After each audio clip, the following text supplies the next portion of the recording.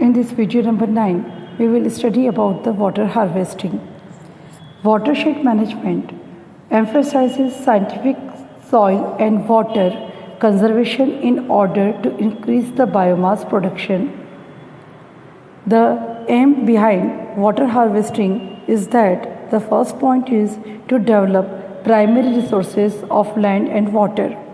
Second is to produce secondary resources of plants and animals for use in a manner which will not cause ecological imbalance.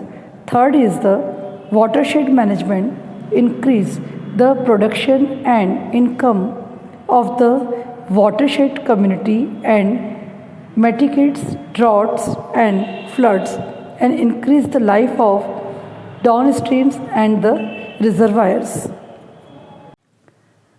Now we will study about the rejuvenation of the water harvesting. As we know, the various organizations have been working on rejuvenating ancient system of the water harvesting as an alternative to the mega project like dams.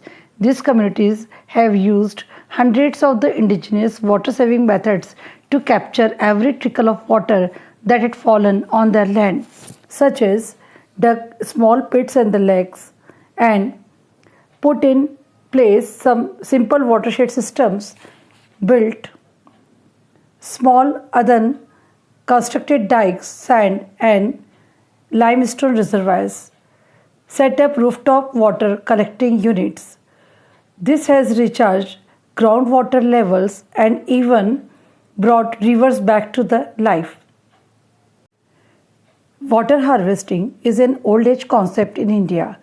There are several means have been adopted by the people of the different states, as khadins, tanks and nadis in Rajasthan, bandharas and tals in Maharashtra, bundis in Madhya Pradesh and Uttar Pradesh, anars and the pints in Bihar, kul in Himachal Pradesh, ponds, Kandi belt of the Jammu region, Aris tanks in Tamil Nadu, Surgans in the Kerala and the Kaltas in Karnataka.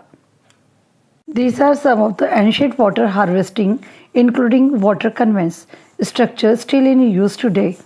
Water harvesting techniques are highly local specific and the benefits are also localized. Giving people control over their local water resources ensures this mismanagement and overexploitation of these resources is reduced or removed.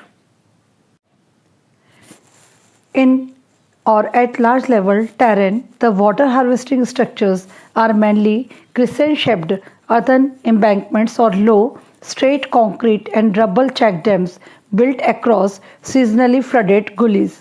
Monsoon rains fill ponds behind the structures. Only the largest structures hold water years round. Most dry up 6 months or less after the monsoon.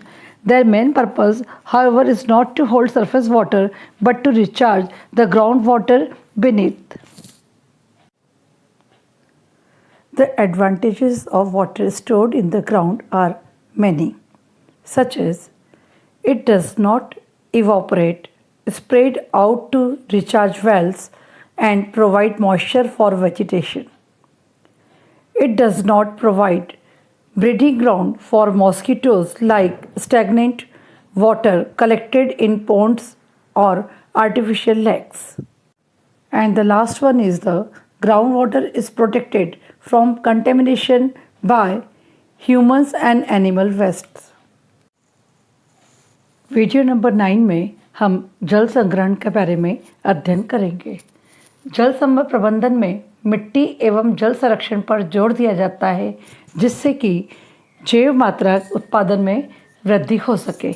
इसका प्रमुख उद्देश्य है भूमि एवं जल के प्राथमिक स्रोतों का विकास, दूसरा द्वितीयक संसाधन जैसे पौधों एवं जंतुओं का उत्पादन और पारिस्थितिकी असंतुलन को रोकना।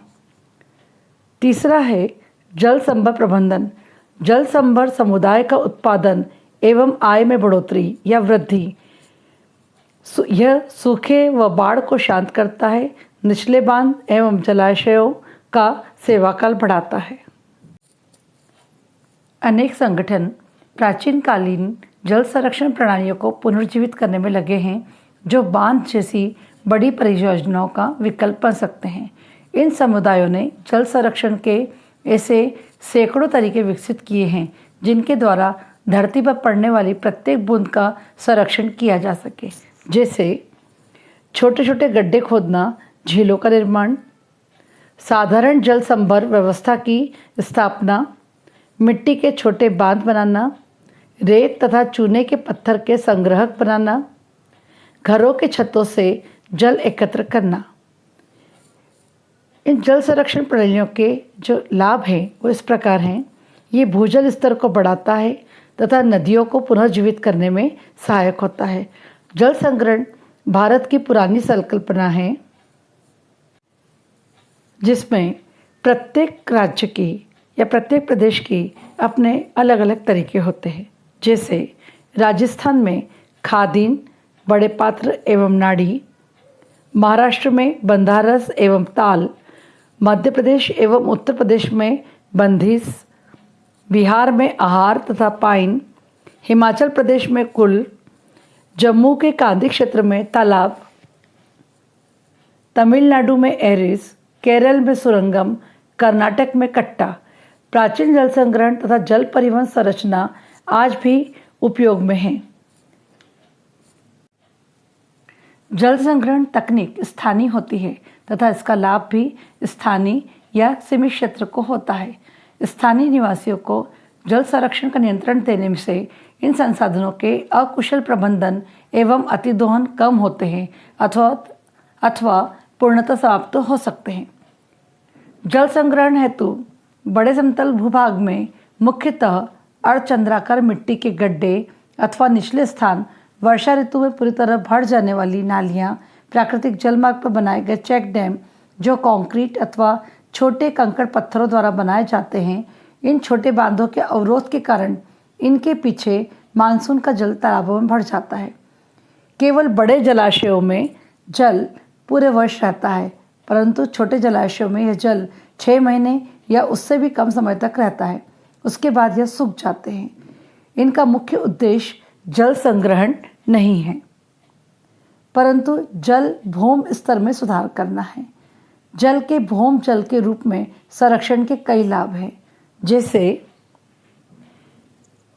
यह वाष्प बनकर उड़ता नहीं है, परंतु यह आसपास के क्षेत्र में फैल जाता है और बड़े क्षेत्र में वनस्पति को नमी प्रदान करता है।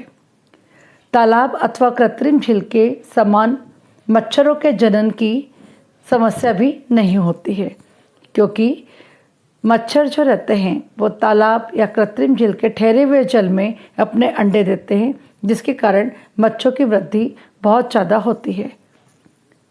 अंतिम है, भौम जल मानव एवं जंतुओं के अपशिष्ट से संदूषित होने से भी सुरक्षित होता है।